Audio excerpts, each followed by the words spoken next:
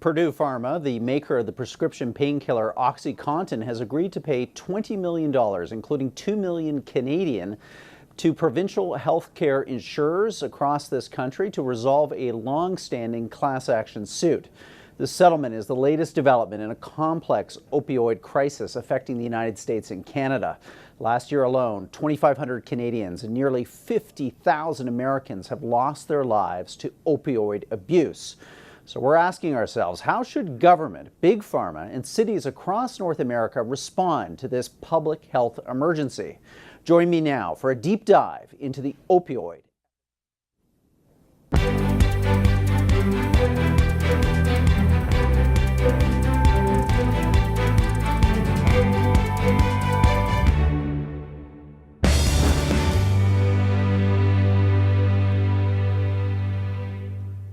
Welcome to Bloomberg North. I'm Rudyard Griffiths. Today we're zeroing in on the North American opioid crisis, exploring its effects on communities large and small, and what, if anything, can be done to bring this public health emergency under control. We've got a quick report here from Bloomberg on this crisis. Let's have a listen. How much is it actually affecting workforce participation? Can we even measure that? It's extremely difficult to measure, but what we do know is that this is a large and growing problem within the American population, and it's probably disproportionately affecting people who are unemployed or out of the labor market. And so that's pretty much what we can say. What we know is it's about 4 million people between heroin and prescription drugs, and that's a pretty sizable number. Now, this has not been, similar to problems before, so to addiction problems before. This is a lot larger, concentrated in a particular part of the labor economy, right? And that's why we're taking so much notice. It's not that there's never been addiction problems in America, right? It's that this one particular class of people are very affected. Yes, this is absolutely extremely concentrated among people who are in geographies that have had a really hard economic time. So if you look at a map of manufacturing decline, and then you look at a map of opioid overdoses, they are extremely closely related. And so I think that that's one reason to care about this. It seems to be people who are economically down on their luck who are really suffering from these addiction issues. Is this receiving widespread approval from the academic community? Remember when Angus Deaton came out with that study that showed that, middle-aged white people were dying at a faster rate than they had been before, and it was probably partially due to unemployment. That got a little bit of pushback. Is this? So I think that Deaton paper has become sort of the gold standard in research on this topic, and Janet Yellen actually kind of loosely referenced it during her speech last week. And I think that really what we're seeing is that there is something going on with that demographic, this middle-aged, white working class, these people who have seen a lot of jobs disappear. And it's closely interlinked with this prescription drug issue. Yeah. Well, let's go to San Francisco Bloomberg reporter Carolyn Chen, who's been writing on the opioid epidemic, get her top-line thoughts on where this crisis is headed from here. Carolyn, I want to start with you to get your thoughts on fentanyl and the effect that this new drug, this fast-emerging drug, is having on the opioid crisis. Is this a whole new chapter? Is this a continuation of the story? To what degree should we be concerned about fentanyl? We should be super concerned about fentanyl. So fentanyl is an opioid, and like many other opioids, it works directly on the brain. However, compared to a lot of opioids that previously were on the market, so other prescription opioids like Vicodin or like oxycodone, fentanyl is a lot stronger. It's a synthetic opioid, and it can just knock you out even with just a tiny little bit of it. And so that's been a huge concern, not only because it's so strong that it's causing a lot more overdose deaths, but also because it's out on the market in ways that people don't recognize it. So sometimes it's shaped into a pill, and people think that they're getting OxyContin, and in fact it's fentanyl, or it's cut and mixed up with other drugs, making them a lot more dangerous. And there's a major drug interdiction problem here, isn't there, Carolyn? I mean, this is being synthetically manufactured by drug cartels and by manufacturers in China, importing this into the United States illegally, but again, very difficult to interdict, very difficult to detect. Absolutely. It's coming in from outside the country, as you mentioned. A lot of them are being made in labs in China, and oftentimes, because these are synthetic drugs, which means that they're made from chemicals, the recipes change. And so police will see a new drug out on the market, not even realize that it's some tweaked version of an opioid that's out there, and then they have to race against time to realize what it is, figure out what the substances are in it, and then go out there and be ready to look for it. And as I mentioned, these drugs can be so powerful that even accidental exposure can lead to overdose. So we've heard stories of police officers or even police dogs being affected just in the process of responding to a call. Wow. Now, how does law enforcement, how do public health officials respond to this latest chapter in the opioid crisis? What are they doing to push back against the threat that fentanyl represents? There are a number of things being done. The most immediate level is that a lot of police officers are now carrying what's called naloxone on them. It's a agent that can be given to someone who has overdosed to help to reverse the effects and keep them from dying. So that's now being carried on person for a lot of officers, and they're trained to use it, and medical responders are also trained to have naloxone on them. So that's what I'd say is the immediate line of defense. But on a bigger scale, the FDA is now looking out, making sure that new drugs that are coming out on the market are not only effective painkillers, but also that they don't make people addicted. And the hope is to start making sure that everybody at every level, from the police officer on the street to doctors who are prescribing prescription opioids, to federal and state agencies, are all sort of aware of the problem and working on it at every level. Carolyn, that's where I wanted to go with you next, which is what is Big Pharma doing in terms of the need for pain drugs? I mean, people have surgery, people have legitimate causes of pain that need to be addressed pharmaceutically. Are we on the verge of some breakthroughs here of a pain drug that can avoid the downsides that we've seen with opioids?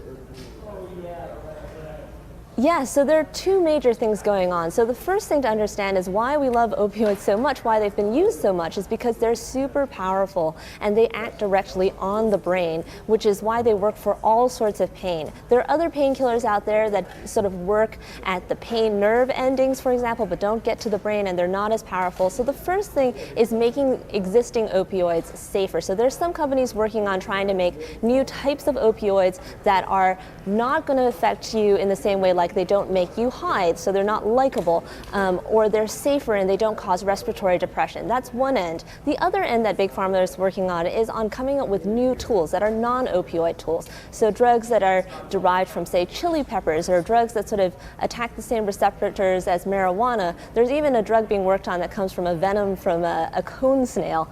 These are all things being tried right now to give doctors alternatives so they can turn to these other safer drugs before turning to opioids, before prescribing opioids, so that fewer people will have to take them in the first place.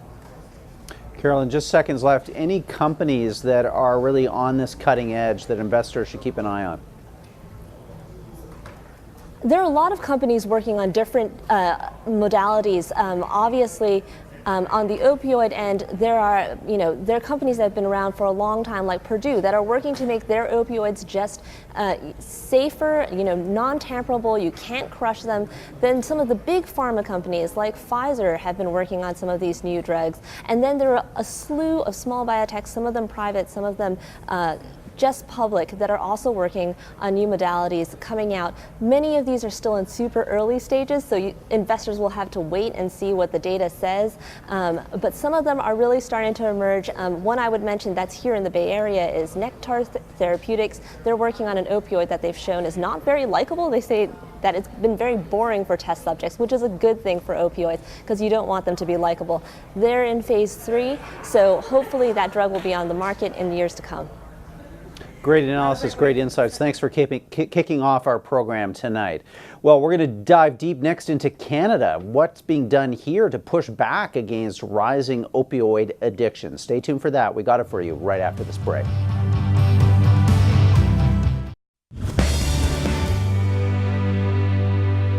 Welcome back. I'm Rudyard Griffiths. Well, Canadians remain the second highest per capita consumers of opioids in the world, following our American neighbors to the south.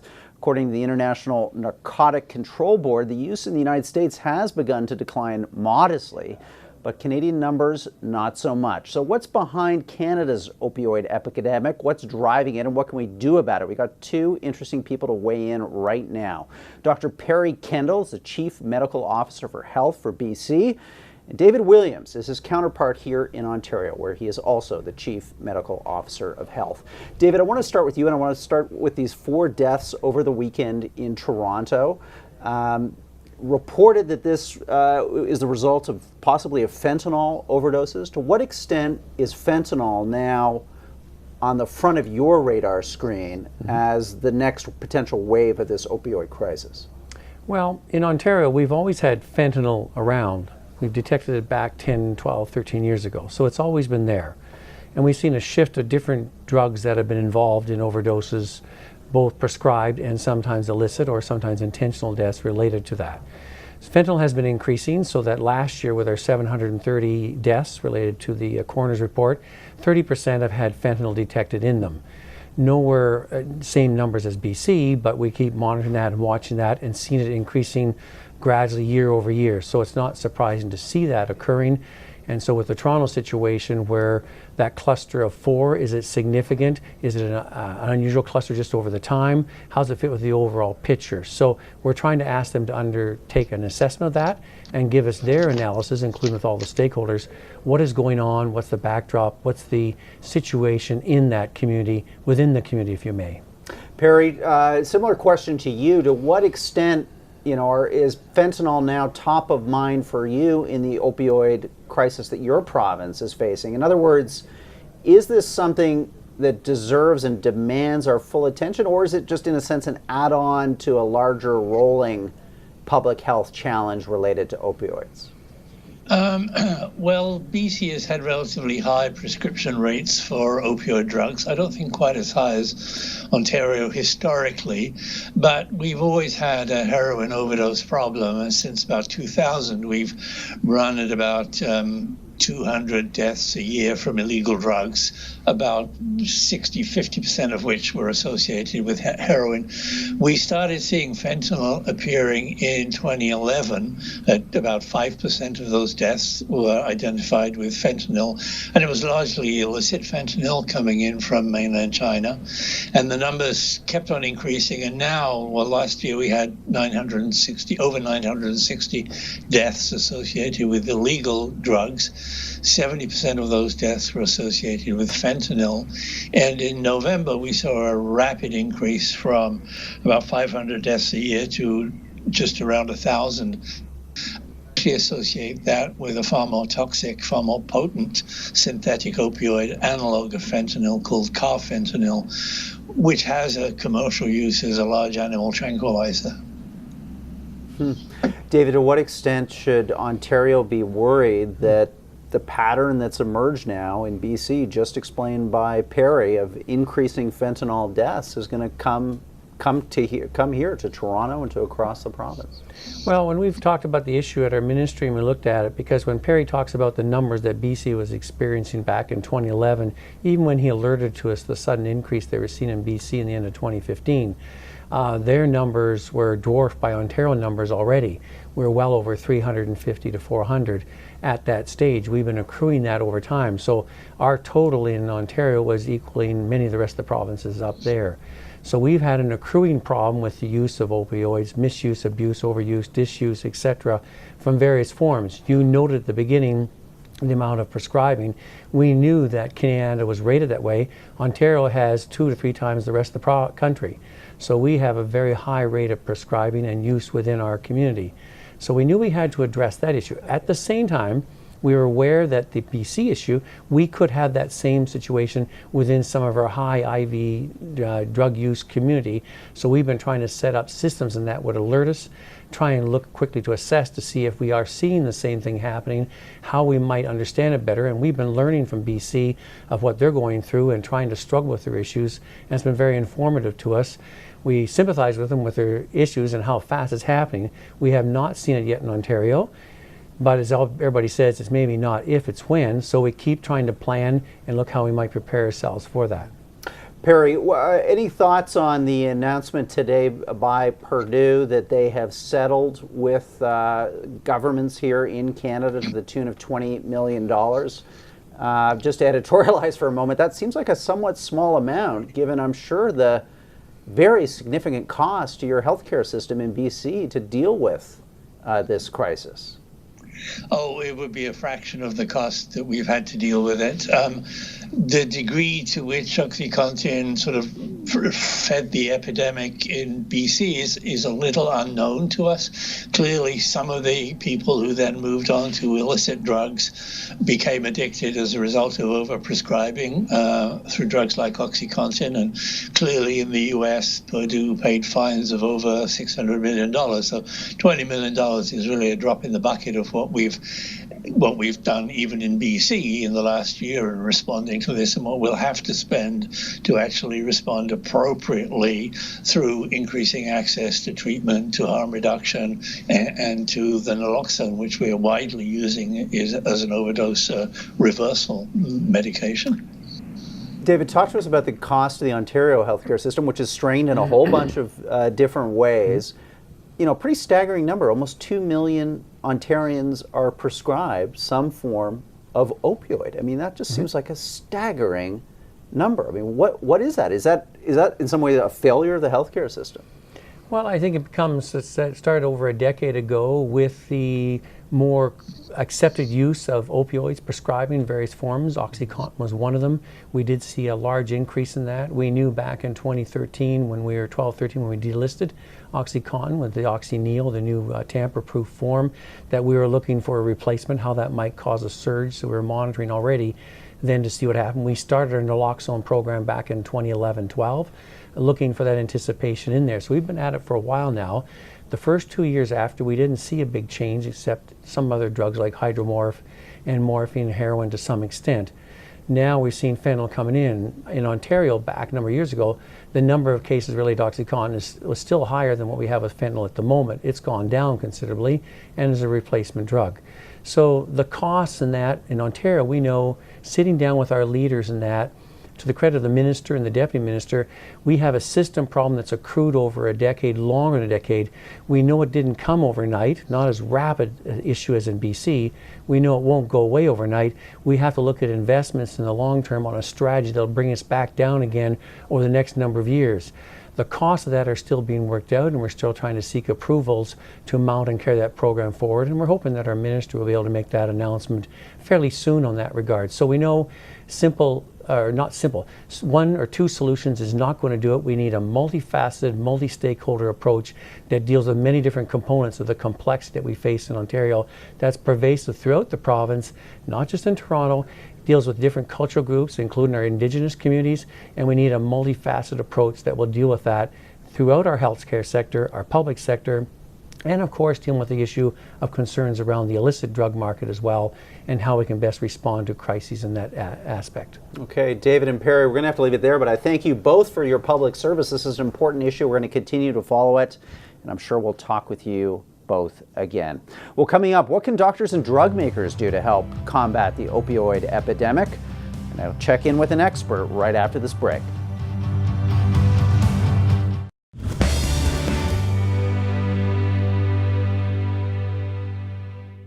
Welcome back. I'm Rudyard Griffiths. Well, on today's show, we're diving deep into the opioid epidemic, its causes, and what can be done about it. We're going to now continue our focus on Canada, in particular the province of Ontario, where nearly 2 million people between 2015 and 2016 received an opioid-based prescription.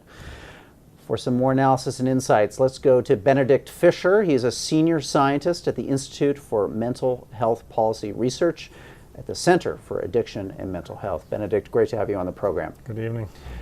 Are we overreacting? No, we're not overreacting. Actually, we've been underreacting for a long time. This epidemic has been spreading slowly, almost in slow motion over the last 10, 15 years. For most of those years, we really didn't do anything. The roots of this epidemic are in medical overprescribing, by and large. We've overprescribed medical opioids for too long to too many people in too high doses. So a lot of the people that are at risk for dying right now actually were originally medically exposed to these drugs. And now we're in a really sort of paradoxical situation where on the one hand, we're reining in the excessive prescribing, which is a good thing for prevention and long-term interventions and preventing risks.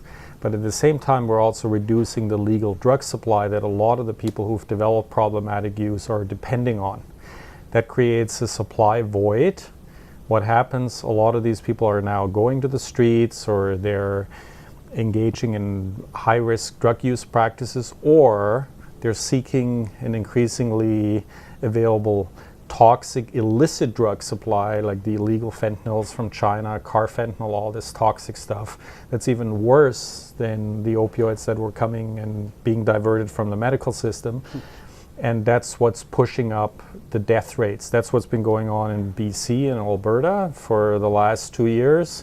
And now there seems to be a geographical spread across the country eastward. We're seeing some traces of that here in Ontario. To which extent it will fully blow up the way it has in BC and Alberta will remain to be seen. So this is an interesting, I guess, public health challenge, which is you have this population base, 2 million people in Ontario. I mean, 1 in 5 citizens of the province prescribed opioids. Right. How do you get them off that drug without going, with a percentage of them going on to, as you say, very toxic, very deadly, illicit drugs like fentanyl? Yeah. So we have 2 million people who are getting opioid prescriptions in Ontario. That's clearly too much. That's not supported by good evidence how these drugs and when they should be used. There's a place in clinical care, but not for 20% of the population. That's clear.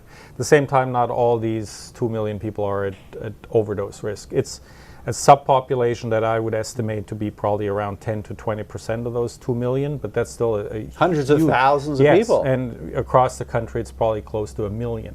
So it's a huge population. So again, that's where the paradoxical challenge is, in that we need to rein in this excessive overprescribing. At the same time, those people who've been habituated on these drugs already for a long time now have to be protected in terms of both acute and long-term risks. And the question is, do we really have the tools and strategies to do that? And unfortunately, from a public health perspective at this point, I don't think we have that strategy in place. We're implementing things like supervised consumption sites, naloxone, although these things are more or less band-aids. They're not, I'm not saying anything against them, they have their place, but the place is quite limited. 3 supervised consumption sites in Toronto will not solve the opioid overdose crisis. There are other things we need to do, and I think, as a matter of fact, the things that need to be done are not within our realm of thinking at this point. Well, just on that point, and it'll have to be the point we end on, should we think about legalization? Look, I think people get hooked up here on those buzzwords that don't help us a lot here. Remember what I told you in the beginning. These drugs came from the medical system. They're as legal as they can get. This is not a question of legalization or criminalization, really. I mean, there's a little bit of an amplification of harms that now we have these additional illicit forms of opioids, but this is not about legalization or criminalization. This is about the public health strategies we're employing now to save hundreds of thousands of people at risk for opioid overdose, and those tools are not in place yet. Okay, Benedict, sobering words. We're going to continue to discuss this issue on Bloomberg North. Thanks for watching. I'm Rudyard Griffiths. I've enjoyed spending this last half hour with you. I hope you have enjoyed spending it with me and our guests. We'll do this all again next Monday. Have a terrific night.